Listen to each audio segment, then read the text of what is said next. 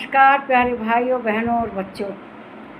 आप लोग अच्छी तरह से जानते हैं कि हम इस समय श्रीमद् भगवत गीता के अध्याय 18 के श्लोक 6 पर आ गए हैं और इस श्लोक 6 में श्री कृष्ण भगवान क्या बता रहे हैं। अर्जुन से ने उनसे कहा था इस अध्याय के प्रारंभ में ही कि हे भगवान, संन्यास और त्याग में क्या अंतर है। देखिए, सन्यासी तो सब कुछ कर्म त्याग देता है, क्योंकि हर कर्म के अंदर कोई ना कोई पाप निहित रहता है। क्यों, आप जानते ही हैं, किसी भी तरह के कर्म में कुछ ना कुछ पाप हो ही जाता है। बिजनेस करो, उसमें झूठ बोलने का पाप। फिर किसान खेती करता है, खेत में जीव जंतु मर जाते हैं हल जोतने के क्रम में। फिर भगवान का अगर प्रसाद भी बनाते हैं तो हम जिस उपले का ईंधन का प्रयोग करते हैं उसमें कीड़े मकोड़े मर जाते हैं। तो इस तरह से जो सन्यासी लोग हैं हर तरह के कर्म का त्याग कर देते हैं। लेकिन कुछ त्यागी लोग त्याग तो करते हैं, लेकिन अपने जीवन को चलाने के लिए अपना काम करते रहते हैं। अब कुछ लोग उसमें त्याग कर देते हैं कि हम बोलेंगे नहीं, बोलने का त्याग कर देते हैं, लेकिन अपना कार्य सब करते हैं। तो इस श्रीमद् भगवत गीता के 18 अध्याय के श्लोक 6 में श्री कृष्ण भगवान अर्जुन से क्या कहते हैं, सुनिए। एतान्यपि तु कर्माणि संगम त्यक्त्वा फलानि च कर्तव्या नीति में पार्थ निश्चितम मत्मुत्तमम्। तो श्री कृष्ण भगवान इसमें यही बता रहे हैं कि क्या त्याग करना चाहिए।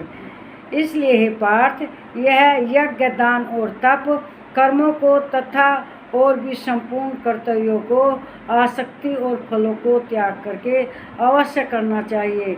यह मेरा निश्चय किया हुआ उत्तम मत है। तो श्री कृष्ण भगवान कहते हैं कि त्याग तो करो, लेकिन जो आध्यात्मिक कार्य हैं, पूजा पाठ आदि, यज्ञ, दान और तप, इनका त्याग नहीं किया जाता, बल्कि इनके कर्मों के फल, हमें फल मिलेगा, उस फल को त्याग कर देना चाहिए। और जो उससे आसक्ति है, माया है, उसका त्याग करना चाहिए। और आदमी को यह मानना चाहिए कि जो हम कर्म कर रहे हैं इसके फल की चिंता न करें। और तप, दान, यज्ञ, जो आध्यात्मिक कार्य हैं उनको तो जो ज़रूर करें।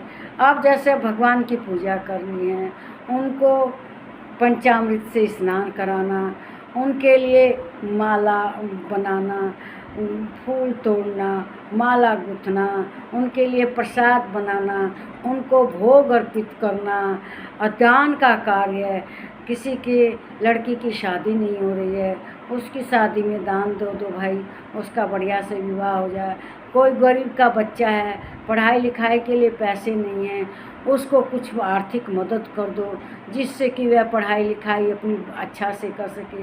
यज्ञ करो, यज्ञ में भगवान के लिए जो हवन सामग्री होती है वह सब बनाओ। यज्ञ में भी गुरुजनों का आदर करो, उसे श्रद्धा भक्ति के साथ करना चाहिए और सम्मान के साथ करना चाहिए। उसमें भी अन्न का दान जरूर करें। और जो आसपास का एक गांव है, क्षेत्र है, लोगों को उसमें भोजन कराएं, तो इस तरह से पुण्य मिलता है।